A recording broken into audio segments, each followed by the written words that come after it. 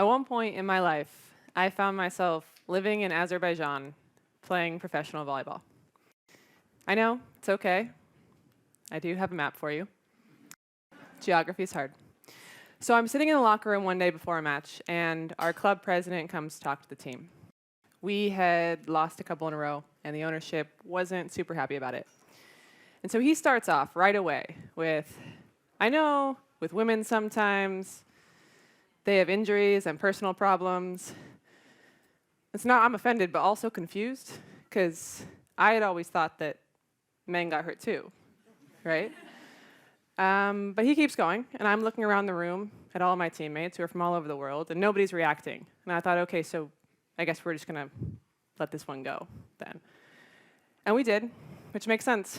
Rule number 1, you don't argue with the owner, because they own you. They decide if you get paid, if you get fired, where you live, how much you play, whether or not you get Christmas off. Maybe, if you're the best player on the team, you have a little bit of leverage.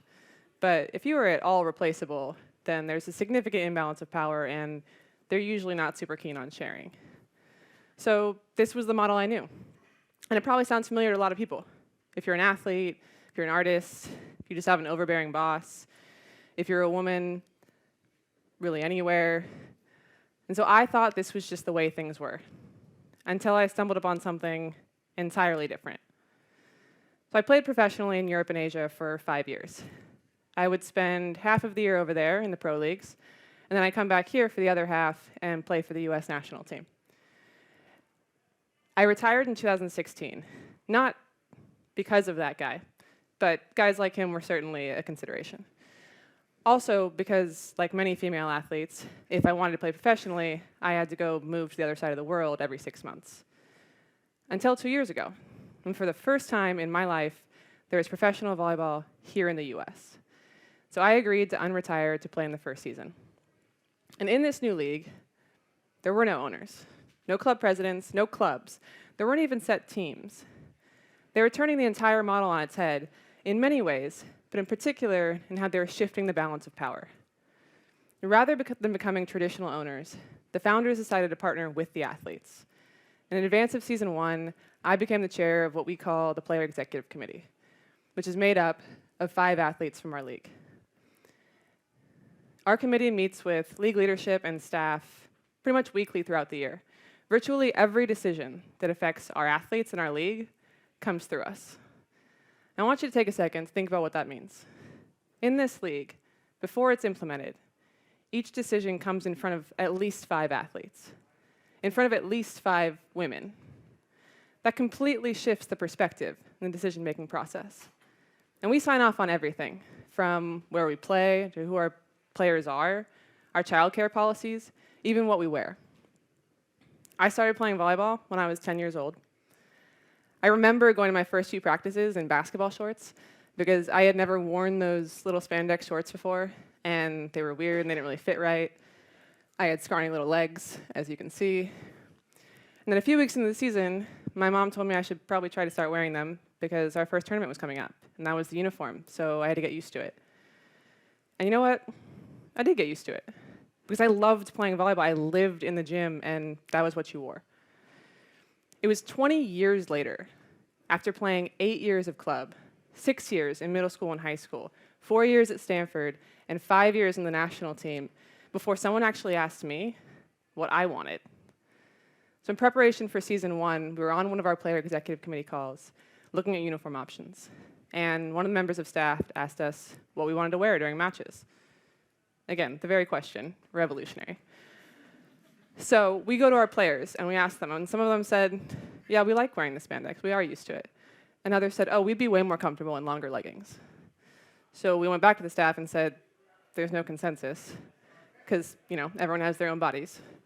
And they said, okay, we'll just provide both, and you can each choose what you want to wear. And that was it. No argument, no negotiation, no making us feel guilty or demanding. So we got to the day of our first match, and everyone was out there wearing what they wanted. Players on the same team in different uniform bottoms, and you know what happened? Nothing. Yeah, it was totally fine. There was no uproar, the world kept turning, and our players looked great. And so I asked one of my teammates who was wearing leggings what she thought. And she took this deep breath and let it out. And she said, "I love this." And I'm telling you, it was like she'd been holding that breath since she was 10 years old. Like I could hear in that exhale years of looking in the mirror and of comments about her appearance and of feeling self-conscious walking out onto the court. I thought, could we have just let these women set down this completely unnecessary burden years ago? But I have to admit, in the 20 years that I had played, I never fought for this. And I probably could have, given the level I got to in the sport. But it didn't seem like that big of a deal. And you have to pick your battles, right? It feels like you have a finite allowance of power. Like you can only use your voice and your influence so much before they push back, or they stop listening, or they decide you're too difficult. And so you wait and you save it up so that you know that you'll have enough when the more important battle comes along. There's always a price to be paid and a cost to be weighed. And it didn't fully hit me until that first match, when I saw those women out there wearing what they wanted, just allowed to be comfortable, and I thought, wait, it doesn't have to be a fight? I hadn't even noticed that I was always expecting resistance, always mentally geared up for battle. I hadn't understood that how much it all cost until all of a sudden, it didn't cost anything. And that's when I realized what it means to have real power, to have a real voice, when you can use it and it doesn't cost you anything. And this relationship between a league and its athletes is completely unique in sports. Yes, there are players' associations who have a seat at the table and negotiation power. We don't negotiate. We collaborate. We sit on the same side of the table as league leadership and staff, and we work together to find the best solutions for both the athletes and the league as a whole. And it took me well over 6 months before I stopped questioning it, thinking, is it okay to ask this? Can I say that? Or is someone going to get annoyed or frustrated or think I'm out of my lane? But then as we sat there with our executives and they answered question after question, gracefully and thoughtfully, I came to understand that we're in the same lane.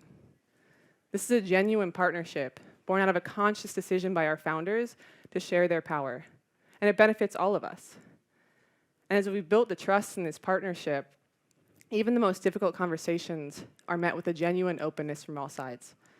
And that became especially important as we went into season 2. So we held our first season in Dallas in 2021. We were in the middle of preparations to return for our next season when the Texas state legislature passed a whole slate of controversial laws, banning certain topics from being taught in school, allowing people to carry guns without a permit, banning abortions after 6 weeks of pregnancy. And so our founders came to us, to our player executive committee, and asked us what we wanted to do. And the very first conversation we had was, will our players be safe?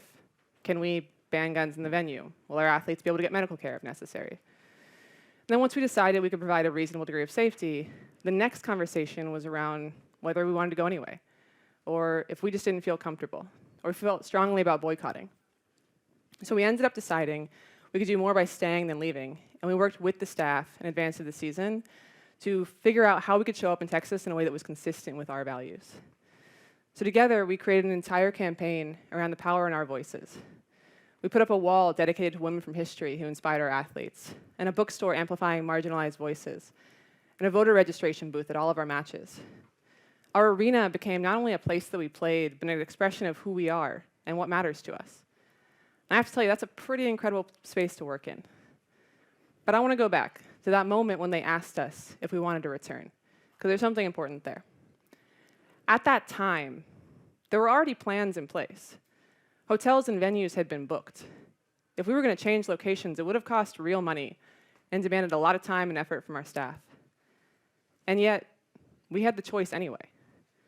If we felt unsafe, physically or otherwise, we could make the decision to leave.